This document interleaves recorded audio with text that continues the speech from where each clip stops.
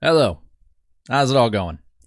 I am sure that we all have the most down the middle, chill, amazing thoughts about the race that we just saw, don't we? Don't we? So, this was the return of the Brickyard 400, the 30th anniversary of the inaugural race being run, the 27th edition of this race being run.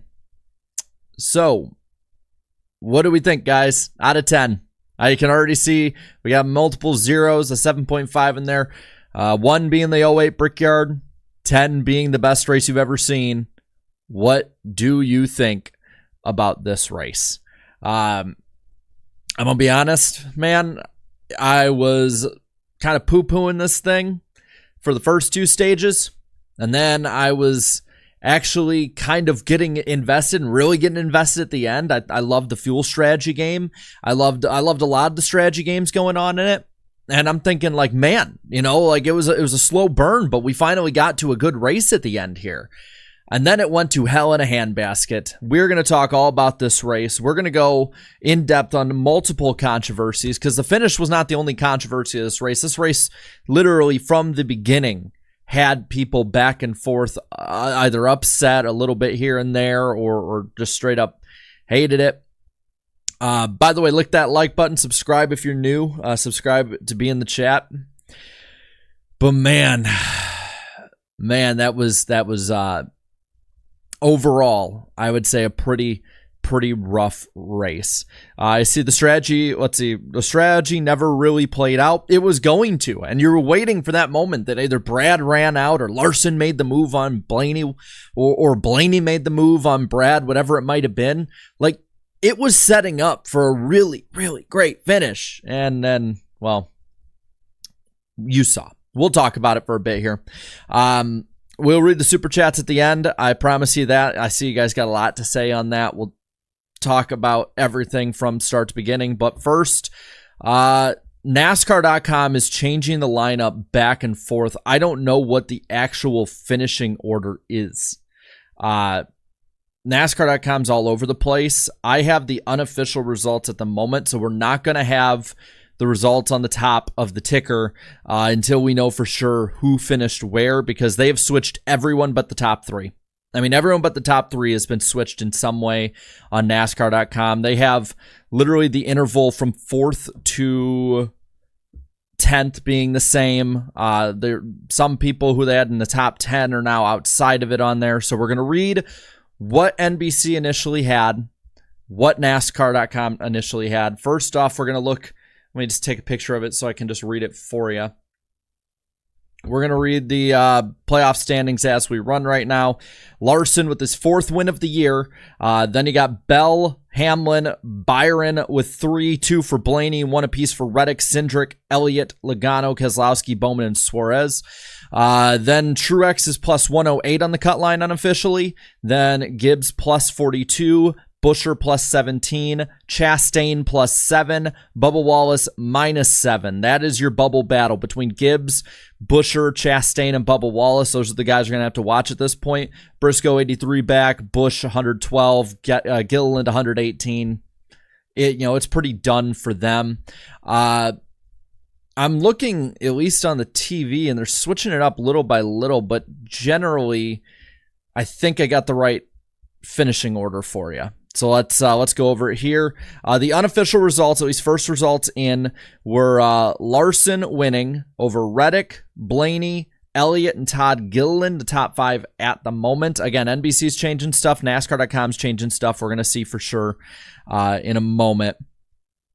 I see some say Suarez finished 7th. I'm just saying what the results that they gave were. Let's see. Noah Gragson was 6th initially, unofficially. 7th for Cindric, 8th Hocevar, 9th Bubba, Stenhouse 10th. Those are all over the place for if they're actually the results that we have. I'm going to keep Twitter up to see any of the updates that we have. But let's go over the race itself instead of the finishing order. We'll get to the finishing order eventually, I promise. But Tyler Reddick won the pole of this race. The race already at the very start initially had a little bit of controversy when it came to NASCAR fans because of the news that did happen today. It was moved, at least the pre-race was moved to USA. We got the green flag moving forward on NBC. Wouldn't be the only channel change of the day, though. With it, Martin Truex Jr. Would also have to do a pass-through at the start of this race due to failing inspection. I believe his car chief was also kicked out. Just a very chaotic start to the broadcast and race for the most part. Let's see. I'm sorry, I'm just seeing something I thought was breaking. It's not. At least not at the moment. God, man. So really not too much happened at the initial start. It was very much single file, choo-choo train racing, which again, we all kind of expected. It's Indianapolis, this next-gen car. Pocono didn't race even as well as it did the last 2 years, so there was worry coming in. Very much worry coming in to this race. Everyone that I talked to who was at the race, or anyone I watched or read anything from that was at the race, the word of the day was hope. We're hoping that we get a good race. And I don't know about you guys, but I have learned that when people in the media, people at the track, everyone uses the word hope to have a good race, generally we don't have the greatest race. And at least initially, that's what we were starting to get. I'm going to have the broadcast on my phone here. That way, whenever they update the results, I can just read what we got for you. So for anyone that comes in the chat asking about results, anything like that, chat, answer to your best ability. Sorry, I'm going to leave it up to you guys for now. And this is where we get the first issues of the day, is with the first pit stops. You get Hamlin coming in, first of the leaders to start pitting. A couple leaders start pitting early on. And then we get this penalty both on Brad Keselowski and Chase Elliott, two guys who also raced for the win and raced up front for a good amount of this event. And basically, they get a penalty for going back on the racetrack when they were supposed to stay on the access roads, or at least the portion of the track that was the access road. I did see replays. NASCAR Man put a pretty good one up that you were able to go up as high over that line onto the racing surface a bit and not get penalized back in the 2020 running of the race. I believe it was Joey Logano that he had with that one, but Elliott goes up there. He is livid. For anybody who's saying that Chase Elliott doesn't care, that Chase Elliott's phoning it in, all that BS that people were saying last year because Chase Elliott wasn't running well, because it seems to be the go-to for fans and haters alike, is that if they don't run well, they don't care. I would like to show them all of that radio audio and the fact that that man stuck on that point for what? Probably a good 20 minutes. Just constantly, every time they talk about something, he'd go back pissed off about it. So, absolutely, I mean, I'd say just an absolutely kind of cluster F start. And NASCAR put this out.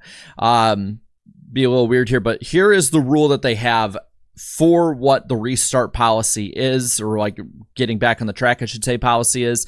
Exiting pit road, returning to the track while exiting the pits, vehicles must use the acceleration lane through the exit of turn 2.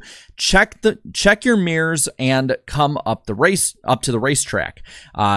You may swing wide beyond the white line on the acceleration lane between turns 1 and 2. Stay off the racing surface. Vehicles must fall in line behind the continuous line of vehicles that remain on the racetrack and do not impede vehicles that remained on the racetrack. That is the official rule that NASCAR put out, published, talked about in the drivers' meeting. It was, by the way that the rule is, by the way that NASCAR intended it, right call on Chase Elliott. Unfortunately for you Elliott fans, it would be the right call. It was, though, I would say a bit vague. Some are saying the 5 didn't cross it. I mean, his tires were on it, and there was a piece of his fender that was off.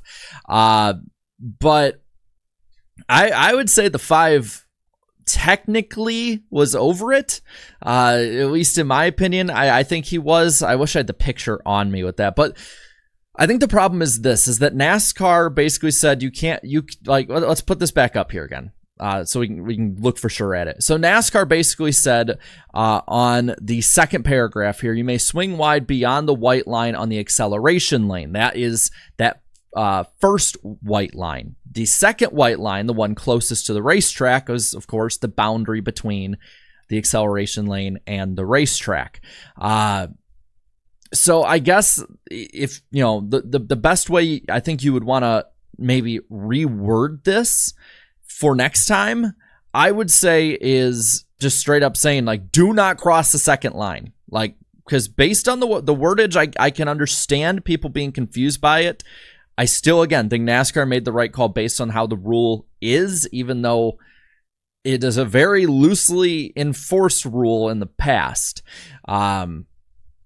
But I don't blame Elliott for being pissed. I don't blame really anyone for being pissed at it, because this is something that, based on what multiple drivers did say, NASCAR was vague about in the drivers' meeting.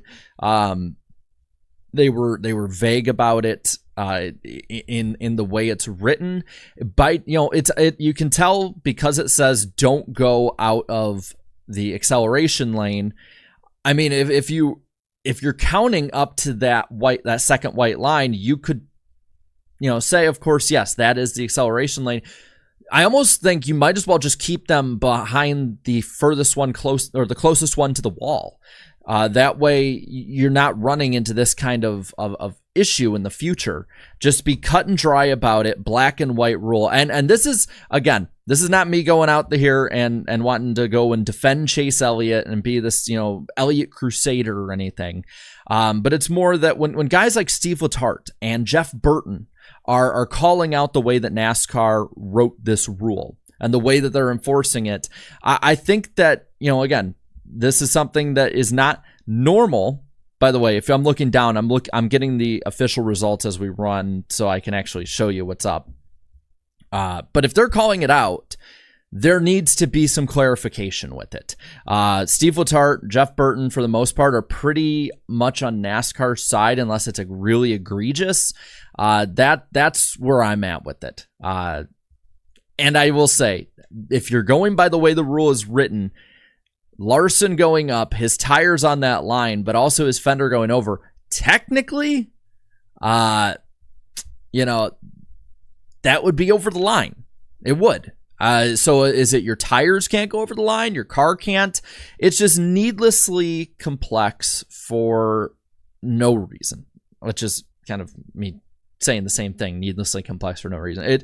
It's just overly complex, and it doesn't need to be. It's the classic case of NASCAR making something really, really complex when it just never needs to be. It just never needs to be, man. But that's been something they've been doing forever, especially since 04 with the major changes back then. Again, I am double checking, making sure we get the right results in. I think it's been updated, so I think I can actually read them off for you. I won't have the ticker ready for a bit, but I think I can read the results off to you with some fair bit of accuracy to it. I believe that's the same. That's the same. All right, I think we're good to go. So the results right now, I know we're doing this way out of order. That's just the way that these crazy finishes end up making it. So the front three was Larson, Reddick, Blaney. Fourth is Bell. Fifth is Bubba Wallace. Sixth is Gilliland. I know it's been on NBC for a little bit, but it's just now starting to get put in. Cindric, seventh. Suarez, eighth. Ninth is Gregson. 10th, Chase Elliott. 11th, Stenhouse. Hocevar, 12th. Austin Dillon, 13th. 14th, LaJoie. 15th, Chastain. 16th, McDowell. Zane Smith, 17th. Cody Ware, 18th. Ty Dillon, 19th. 20th is Haley. And then Brad Keselowski, Buescher, Gibbs, Briscoe, the top 24 on the lead lap. Lap down for Kyle Busch in 25th. 26th is Preece out of the race. MTJ, 27th, -2. Same with Jones. And then the rest of these guys are all out. Nemechek in 29th. 30th, Hemrick. 31st Bowman, 32nd Hamlin, Jimmy Johnson 33rd, 34th Logano, 35th Barry, 36th Burton, Allmendinger 37th, 38th is Byron, and BJ McLeod out of the race in last. So that is how it's looking right now. I believe, again, I'm putting them all in so that you guys can be able to see where your favorite driver finished. But it is one of those races that's just all over the place when it comes to how it finished. So we went over the first 25 laps or so. We went over that. Hamlin would cycle out to the lead, by the way, and he'd win stage 1 over Larson in second, Blaney in third, fourth William Byron, fifth Reddick, sixth McDowell, 7th Bowman, 8th Gibbs, Stenhouse in 9th, and 10th Noah Gragson. That's how stage 1 ended out when it came to that, which again, when you're looking at points and all of how that's shaking out, for the most part, bubble wise, pretty even. You got Gibbs, of course, with 3, but other than that, the rest of them didn't score any in that. It's where you look at the regular season title with Hamlin with 10 from winning the stage, Larson with 9, so Reddick with 6. So that's where you're really looking at how that would affect it big picture. And by the way, I am putting it in now. I think I have most of it ready to go. So again, bear with me. I do apologize. It's going to be very choppy until they get it all put in. And right now, Kyle Larson and team kissing the bricks. We will talk about the finish, trust me, because there is a lot to go over, I think, with the way that this race ended out. But let's go to stage 2. We have the restart 45-42 up front. There was a caution pretty quick after a couple laps after Nemechek gets the lead with Ware having a flat tire. The tire carcass flew off. Amazingly, Cody Ware comes back again, like we said, to an 18th place finish today, which good on him. He survived the melee. He came back from 2 laps down. Granted, a lot of that being from the lucky dogs and all the cautions and stuff. But there you go, Cody Ware fans. Something positive to kind of fight back against all of the people who are very, very, very, very, very, very, very critical of your driver, which I'm admittedly in that camp a bit. Now, again, I apologize for being like this, but it's just one of them days. Most pit under this caution. The 8 and the others, some of them stay out.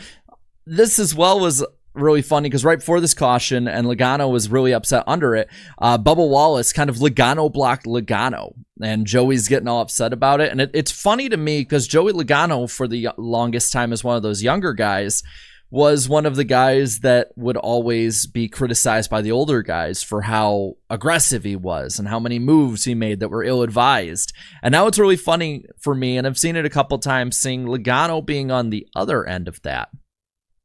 And, is Rick Hendrick okay? Did anyone see that? Or is he just getting down really slow because he's old? I'm just making sure. I just looked up and I saw Rick Hendrick like having to be helped by multiple people. I'm like, he's okay, right? That didn't look great. Yeah, I get it. I know he's old. I'm making sure. Like, is he okay? All right. Anyway, coming back to the green next time by here, the 8 and the 38 now are up front. Kyle Busch, okay, he's okay. Awesome. Kyle Busch would be leading up front, which what we've seen the last couple weeks, months at this rate, is a welcome sight, I would say, for a lot of NASCAR fans. But this is where we see the first really hard hit of the day, where William Byron just he gets sent down the track, and all we see at first is him just nail the inside wall, that opening. Luckily, again, safer barrier there. He's okay. But it was a 4-car crash, 24, 16, 21, and 41. Priest just tried taking it up the middle. And, I mean, there's not much more to say about it. He really, I would say it was a very ill-advised move, very low percentage move that early in the race, and unfortunately the 24 and the 16 paid ultimately the most for it. And I don't blame the fans on Twitter and on here for being all upset at that move. I really don't, because it was not it was not a high percentage move. By the way, results are put up right here. It was just not a high percentage move in any way. And a really hard hit for both the 24 and the 16 with that. And Byron seemed pretty pissed. I mean, he was calling them all the squirrels, man. He was calling them the squirrels. With that, 23 stays out. Busch pits. They get it restarted. Bubba Wallace wins the stage. Huge momentum shift for him the last 2 weeks now, with Elliott second, Hamlin third, fourth is Blaney, fifth Nemechek, sixth is Reddick, seventh Stenhouse, eighth MTJ, Bell ninth, and Briscoe the top 10. Now we get into the final stage. This is the real, I think, fun part. With that, we get restarted with initially 55 to go, the 11, the 42 up front. Hamlin gets the jump. Larson and Truex kind of got together. I saw a lot of people getting pretty pissed off at Larson for this. I don't see why. I think it was just the two of them aggressively racing. MTJ, the only one getting upset at Ross Chastain, who had nothing to do with it. They were just in the middle of the pack. The 19 actually initially gets down into the 5 and tries to, again, pinch him down like you need to do here with how difficult it is to pass, with how much issue we saw with them passing at this track. But the 5 ends up, getting into him, cuts down the tire on the 19. And you can blame Truex, but he's racing how he needs to race late in this race. You can blame Larson, but he's racing how he needs to race late in this race. You can blame Chastain, but you're delusional because he did nothing wrong. I think it's one of those mostly blameless incidents. But ultimately, Truex is the one who is relegated back to a 27th place finish. Get mad at whoever all you want. I really don't think it was all that big of a deal on any of their parts. I just think that Truex got the bad end of the stick on something that's it's happened all day. It happened all day in turns 1, 2, 3, and 4. So it's unfortunate, but he's still pretty good playoff-wise. I don't think this will make too much a difference in his season. We get restarted now, lap 110. It's the same thing, 11 versus 42. 11 gets to a jump again, and we get another crash. This time, Hocevar tries to split the middle, gets into Blaney, causes this crash that sends Logano and Jimmy Johnson wrecking away. This is another one where I think, just like Preece, Hocevar was going for a very low percentage move. There was really not a hole there. You can call it a racing deal, but I think it's, again, just another one of those kind of inexperienced moments for the 77, the driver of that car. And Jimmy Johnson and Joey Logano are the ones who get the absolute worst of it, while Hocevar continues on. I see in the chat, Spire stacking L's. I've seen a lot of issues that they have. I just think it's a pretty dumb move. And if Chastain would have been a year or two ago. If Hocevar didn't make these kind of moves all the time, I'd be like, okay, it's a dumb move, happens, whatever. But I mean, it's just stacking another issue upon itself, another problem that Hocevar has. More drivers upset him. It is kind of funny, again, seeing Joey Logano upset at a driver doing something that he would do up until like maybe a couple years ago, but I would say he'd still even do that. I see in the chat here, I think Blaney should have known he was 3 wide. I think it's more just it was quick, and he was already kind of heading down that way from the looks of it. That's one of those, Burton has talked about it, Dale Jr.'s talked about it, Boyer and Harvick both did in the Fox portion this year. It's one of those deals that a more experienced driver will realize, like, there's a hole there now, but by the time my car gets there won't be one. And I think that's just something he's going to have to learn down the line. It's not his most egregious move, though. Not by a wide margin this year. This is where we start getting more of the different strategies. So that caution before, I believe, was where Brad Keselowski pitted. This next one is where guys like Blaney and others pit that would run up towards the front later at the end of this race when we're starting to come down to the wire. We get it restarted again with 46 left now. The 42 and the 1 up front. Ross grabs the lead. And we start seeing some of these pit stops. So 39 to go, the 42 and the 48 pit. After that, you have the 1, the 51, a couple others next time by up front. The 5, a lap after that. The 9 right after that.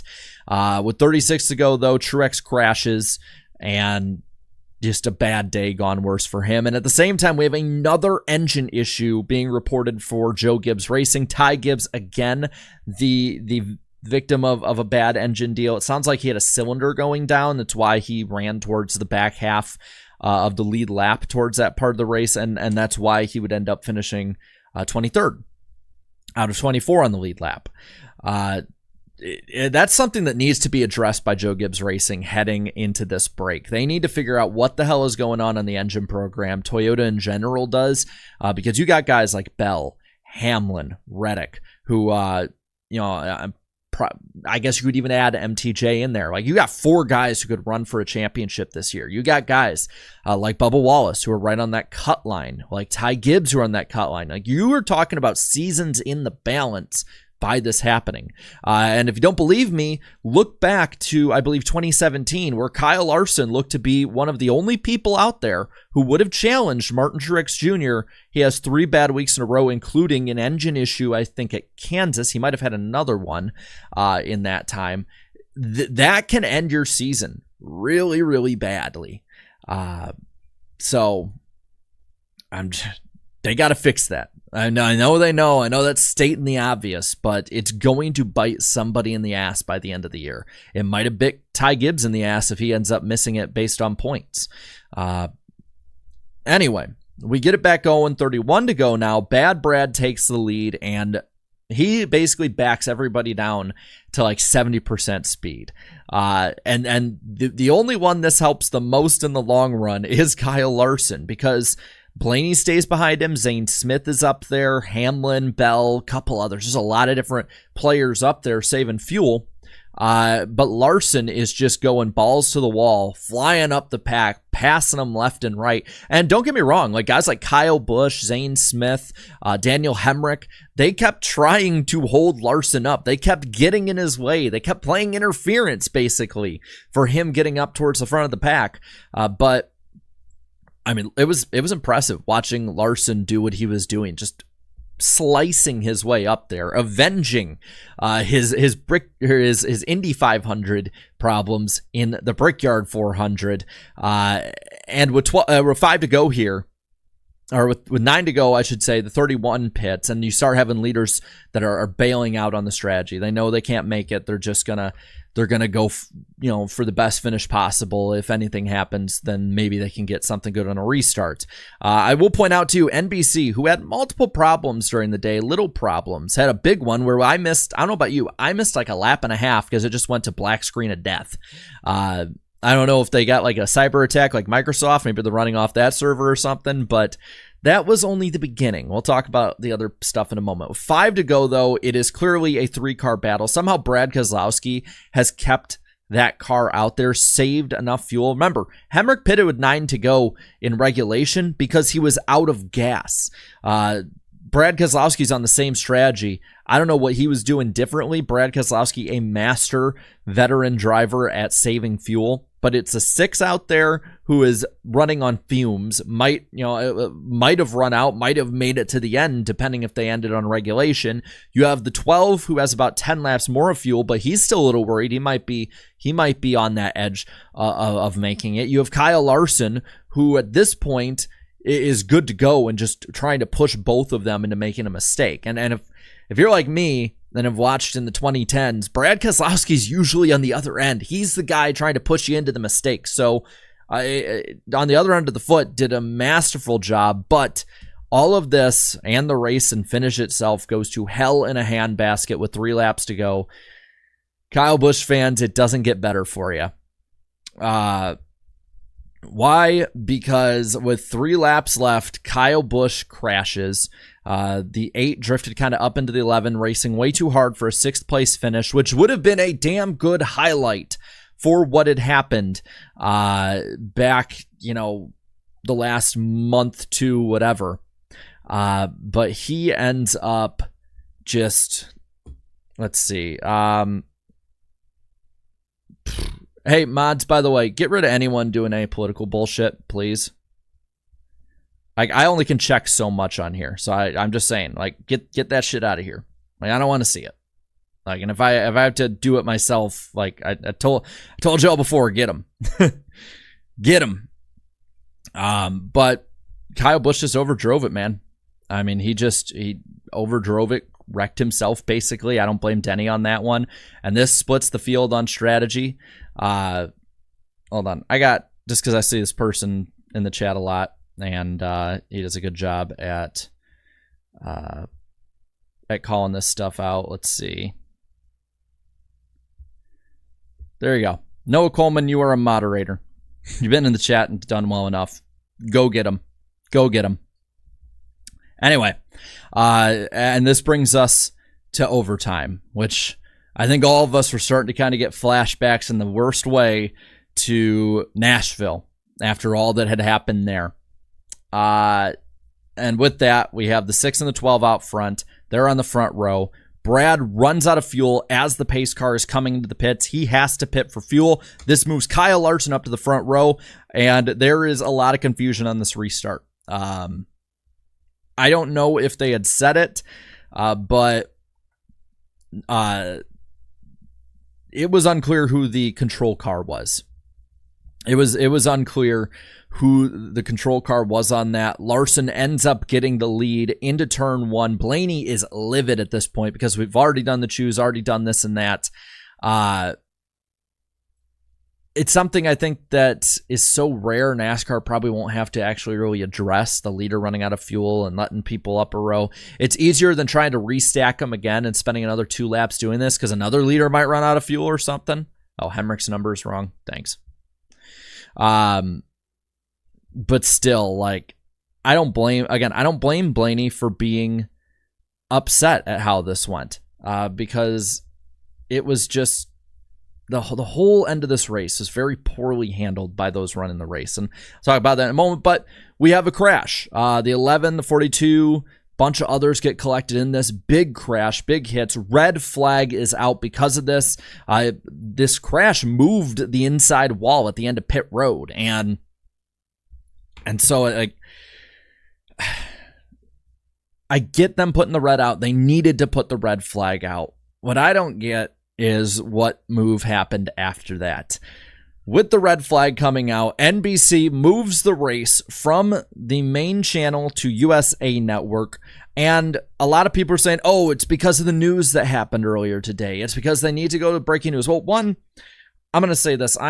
This is what bugs me so much about television today, is that it is so far behind the times.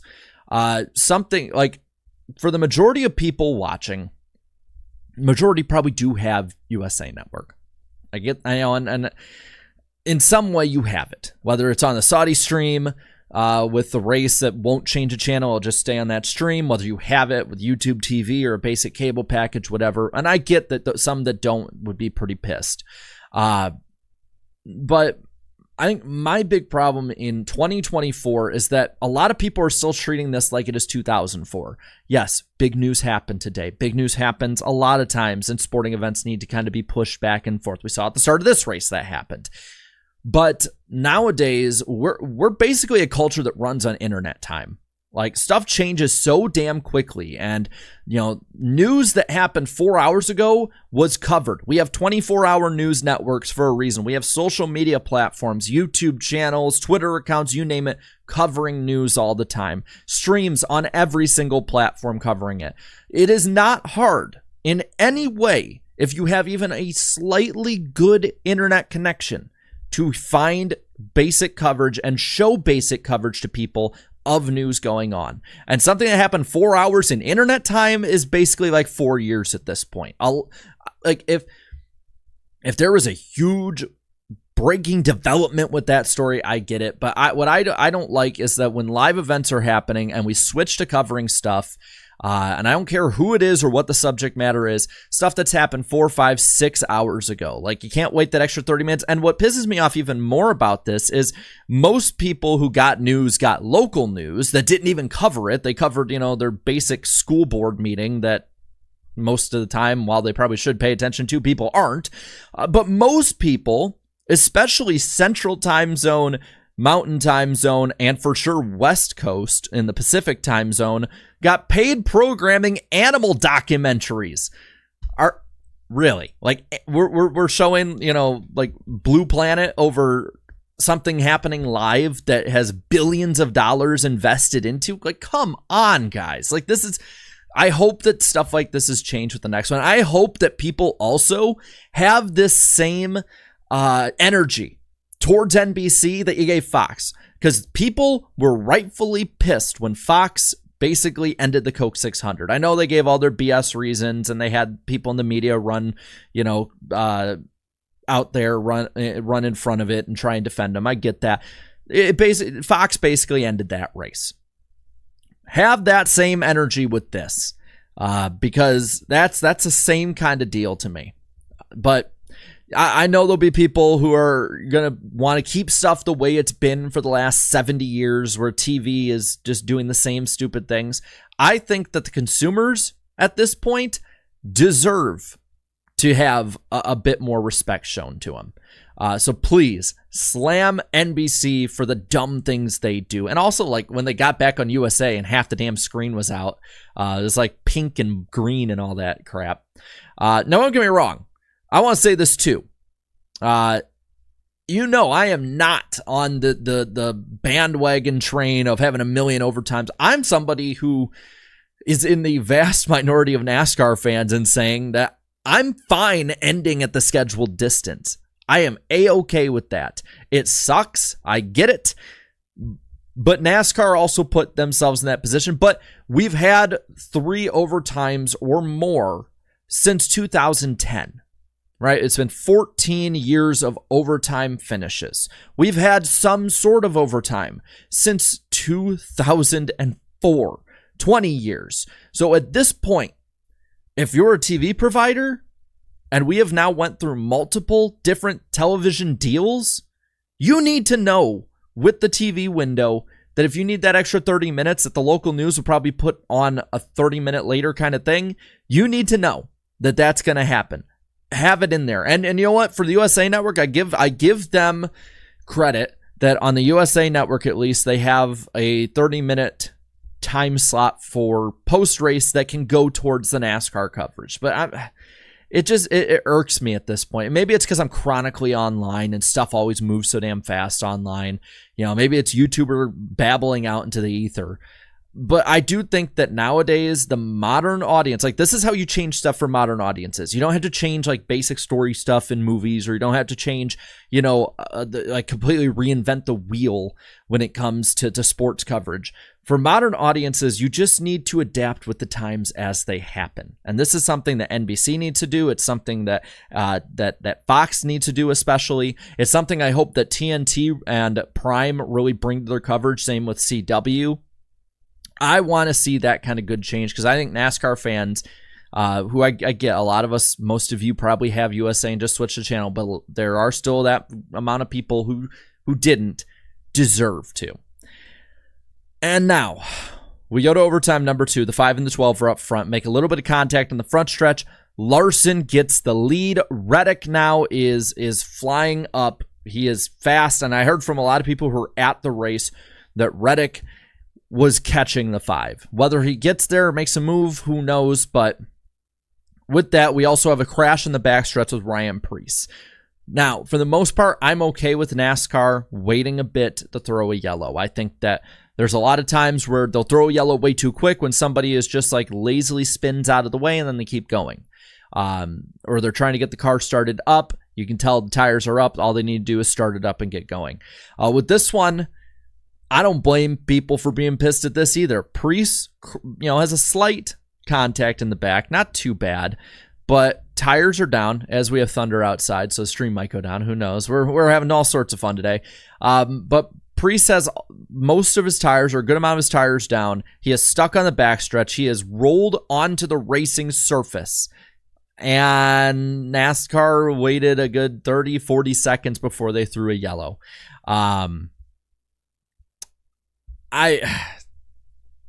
That is not, whether they meant it or not, is not going to help the allegations people have towards, let's see, hold on, I need to put, it's not going to help the allegations towards NASCAR. A lot of fans have that they have this blatant favoritism towards Hendrick Motorsports. It's just not. Whether that was the intention or not, that is what got sent across to a lot of NASCAR fans. Oh, what's up, Camelot? Good to see you in there. It says, yeah, man, this race was pure WWE nonsense. Yeah, I mean, and Larson probably would have won this race. I just want consistency. I just want a normal, well-run sporting event. I don't want to complain all the time. You know, generally, more people end up watching me and watching NASCAR stuff when we have really great and fun moments and we don't have controversy. Yes, you know, you get the outrage porn all over the internet where people are upset at this, and this. And that's great in short term. But, like, I want there to be a ton of great moments and awesome stuff going on rather than us talking about the same stuff over and over and over again. But that's just me. Larson ends up with the win. Redemption for what happened at the Indy 500, Coke 600. He wins in the Justin Allgaier car. I will always call that the Justin Allgaier car because he's the one who ended up racing in it. But it was the end of that race was rough, man. And the racing itself, I know a lot of people are getting really, really upset about it. And to that, I just got to ask, like, guys, what did you expect, though? It's Indianapolis Motor Speedway with stock cars, and it's the next gen car. Like, come on, like, you got it. Like, I get it. Like, it's not good racing to me. But were we expecting anything? And by the way, I don't want to hear anybody asking for the Xfinity package, because people asking for that is the exact way we got into the problem of having the 550 package. Yeah, we had a good finish yesterday, way better than this. Racing overall, I would say, at least racing wise, probably better than today's race. I do not want to have a 550 repeat, because that's not going to be a fun race. It's not going to be good. We have learned this lesson, people. Please do not fall into the trap. I don't know how many times I have to say that. I got to keep hammering it home on that, because I don't want us to be like, oh, please do it, lower the horsepower. We need to make more drafting. And then NASCAR's like, well, let's put the 550 back out there again. No, absolutely not. But one more time, as we head on into the end of this with super chats, and I will keep track of the chat. Again, rate the race out of 10. A lot of new people have come on in here, and a lot of people now at least can see where everybody is finished unofficially. So let me know what you think, and we'll get on into the super chats to end off the show tonight. Austin for the 20 saying, with the news of the president stepping out of the race, I'm honestly surprised NBC didn't switch to USA before the race ever started. Well, they did actually. They did before the race started for about 20 minutes, but we still got the last couple pace laps in. Whether NASCAR pushed it back or not, I'm not exactly sure. I wasn't really paying attention to time at that point. But like NBC did with 2001 at the Fall Charlotte race, when they sent the race to TNT because we were at war. I think the difference, I think, is that, like, they covered it and then moved to the race coverage really quick on this one. So let's keep the politics out of the chat, please. Like, I get that, it's the race got moved multiple ways because of that. I just don't want to. We can talk about it for that reason. I don't want to see your opinions in there. We're all NASCAR fans, and that's all that matters. All right. You come here for NASCAR. You don't come here for the other BS in the world. We come here to have fun, hopefully, as there's a giant-ass explosion outside for more thunder. Garabuki for the 5. I just knew the Xfinity race yesterday was too good to be true. Larson had the best car, but NASCAR just decided to hand it to him. Sour ending. Well, if you're talking about the caution, sure. I don't agree with how that was put out so late, but Larson charged his way up through the field. You know, him and his team, the cautions did land right, but they had the right strategy to get up through there and have the fastest car as well. Brad Keselowski ran out, and I'm pretty sure NASCAR's run restarts like that for the most part. It's just we don't see it that often.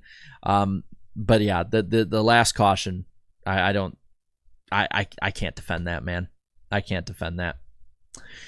Austin for another 5. Everyone here saying nobody cares about the Olympics to NBC. In all seriousness, love you, Jarrett.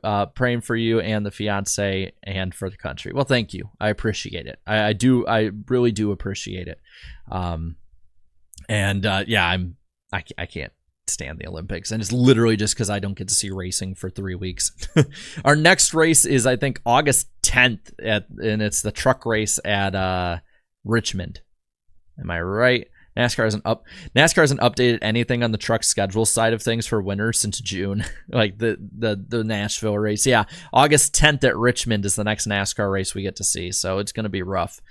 I'm Martin Fan for life. Thank you for the 16-month member chat. NASCAR should be ashamed of that finish. I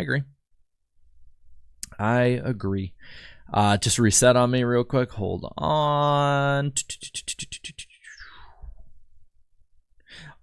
Oh, that's right. ARC is going to be in Salem. Okay. Is that going to be on FS1? Let me know, Camelot. And I'm going to... It depends on what time, and if it's Saturday night, it might be difficult because I will be going to bed early that night. I got a marathon the next day. But I'm down to watch. Racing's racing, man. It's on FS1. Awesome. Then, yeah, I'll probably watch. People for the 2. We need to go back to the road course next year. You know what? I'm interested here. What Indy do you want for 2025? Good Lord. What Indy do you want for... do you want the oval, or do you want the road course, or IRP? There you go. There it is. I'm pretty sure most will still pick the oval, but I'm interested to see what you think. M. Martin Fan for life for the 5. NASCAR stole legitimate win from Larson with that late call. Be consistent, throw the caution, and let him win racing for it. Yeah, I do think Larson would have won no matter what. I liked it. You know, if you're gonna have overtimes, you're gonna do all that. You gotta be consistent and just let them race out. Call the caution when it needs to be a caution. A caution is a caution no matter what lap it is. It's either a caution or it's not. I don't like entertainment ones. James for the 2. I feel the same from last week. KFB is watched. It's been rough, man. It has been rough. And yeah, I would love IRP, like Camelot saying. I'd love our IRP with the Cup race. They would need to build that place up, but it was a ton of fun watching those 2 races this past week. Seaboard or Coastline for the 2. I came in expecting Kansas, and I got Texas. I don't think we should have had like all-time great racing expected. It is still Indianapolis Motor Speedway. It's the prestige holds this race up more than anything. SW for the 5. This race is average at best. The ending is what scratching my head, like, what is that? At least I'm satisfied both 2311 cars finished top 5. Yeah, very good run for both of them today. I mean, Reddick was probably the only one, I think, other than maybe Hamlin, that could have kept up with the 5 today. Twin spinner for the 5. Even if the 41 got going at like 20 miles per hour, there's still no reason to not to throw a yellow. He'd still be 180 miles per hour off the pace and in danger of getting hit. Yeah. If anything, man, I wish that he would have been able just to pull it behind the wall. Like, I'd be fine watching Larson come to the line. I would have. Because I do think Larson wins that race. These cars are so aero dependent. I don't see how Reddick would have been able to make a clean pass on him, and I don't see Reddick purposely trying to crash him. I think that Reddick has enough respect as a racer. He might have accidentally going hard, but I don't see it happen, especially how good Larson still was even with Reddick catching him a little bit. Marky Mark for the 5. Press F to pay respects for Kyle Busch. Yeah, that it's been rough, man. He has not beaten the washed allegations. Reverend Rasheem Hall Stewart for the 2. Kyle Larson to win both the Indy 500 and Coke 600. If he does that next year, which, by the way, the plea to the fans, I really like that, appealing to the masses. He's got to be running it next year. I know all from anything I've heard that and I kind of heard the same stuff David Land has, is that it's a 2-year deal. I don't know if that second year is like an option year in case something went wrong this year, but I think him saying that and then catching himself later in the interview, like he's running the double next year. Like I don't see how he isn't. The Real Young Cub for 5 for 5. NBC ruined it for DVR watchers like myself who are a little behind. Ooh, that is rough. I feel for you. Daniel for the 5. So y'all wanted the Brickyard back. Put the copium down. This race sucked. NASCAR held the caution for the Golden Boy to win. NASCAR Indy sucks. Yeah, I mean, the racing's never really been great at Indianapolis. And if NASCAR is not beating those favoritism allegations. Jan for the 599. Typically rough day as a fan of the 19 and the 84, but overall pretty okay race.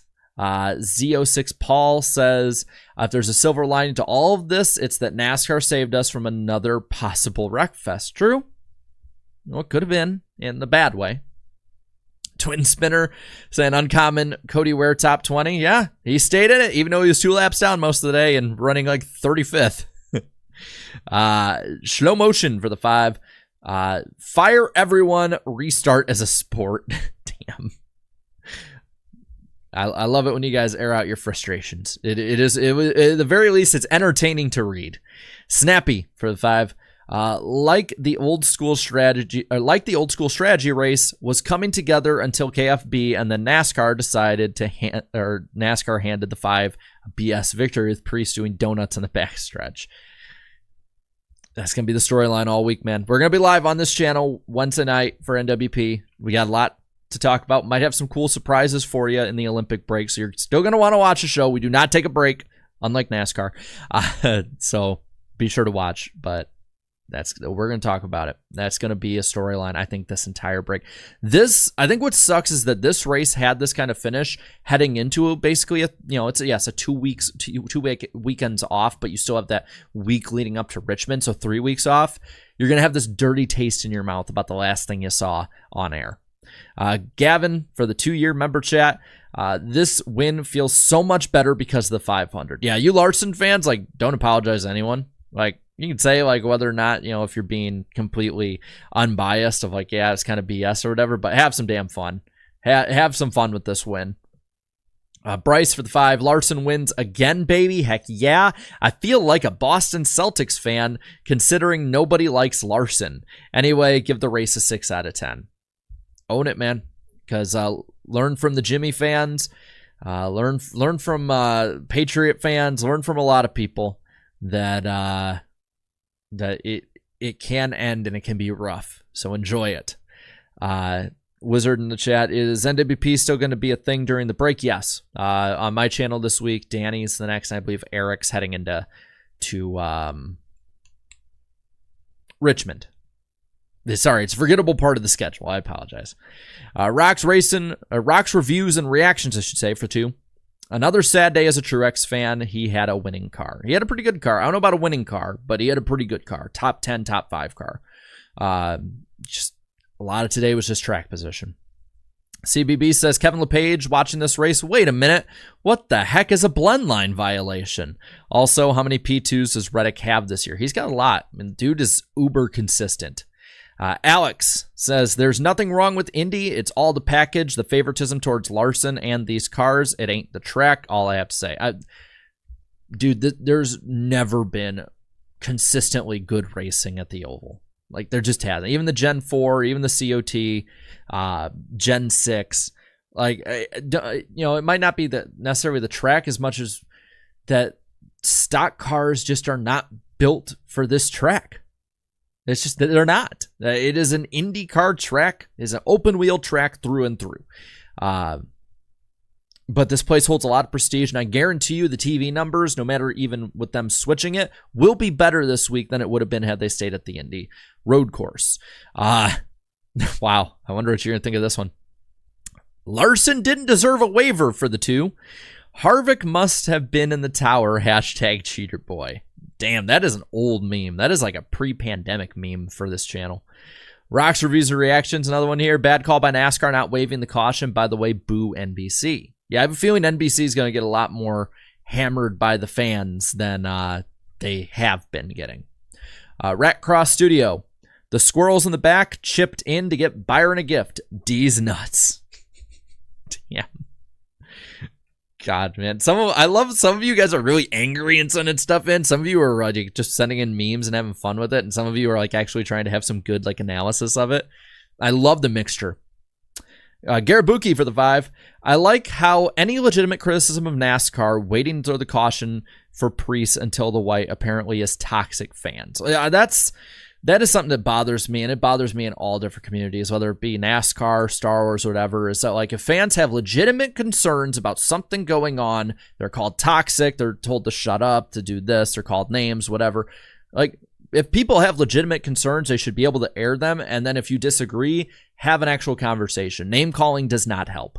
All name calling does is prove that the person who is giving the legitimate claim or the claim in general to be a little bit more on that right side of giving a claim. If you can't have a good comeback in any way or bring up a good argument back. So please, if you're going to argue about it, and I get it, we disagree. A lot of you disagree with me and what I say. Like, I should not name call you. You should not name call me, and vice versa, and all with everybody else. They're like F1 fans, but tamer, says Z06 Paul.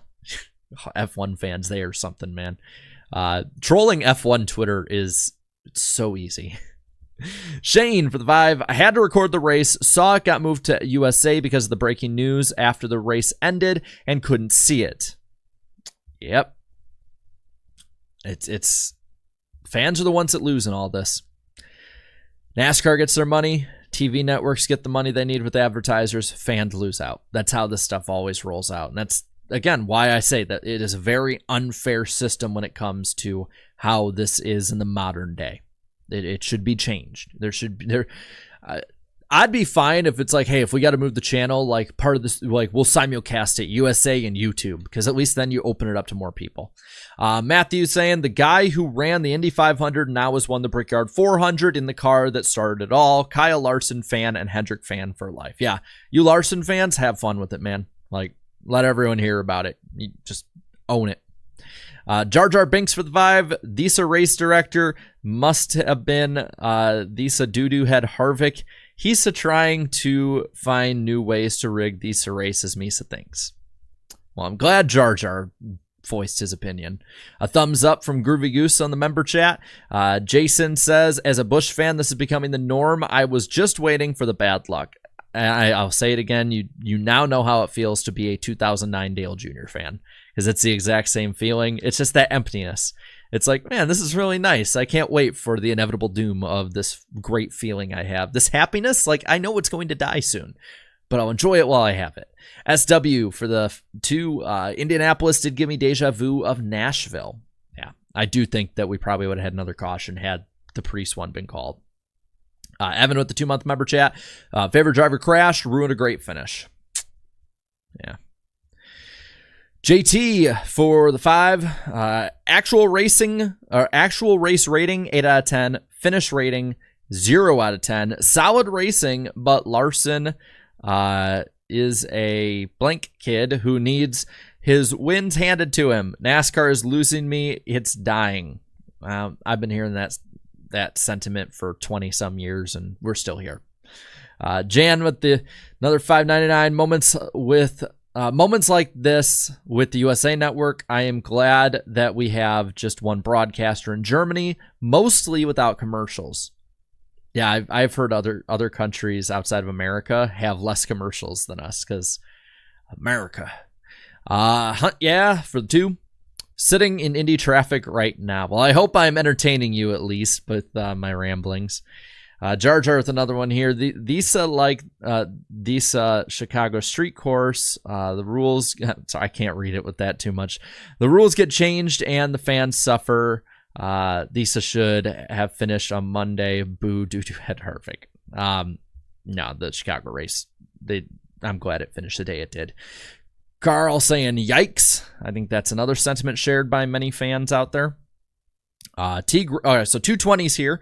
First one from T. Griffin. Watch the replay. Counted about 8.5 to 9 seconds between when the car stopped and they crossed start finish line. Plenty of time to throw a caution, but everyone could see well before that it needed to be thrown. I agree. And I think that's where we're going to go with it. Again, the cautions, unfortunately, are always going to be an area of ball and strike calls. You cannot make it black and white as much as we want to. We can just try and limit the gray area. But I get that, NASCAR's been like, call this, call that.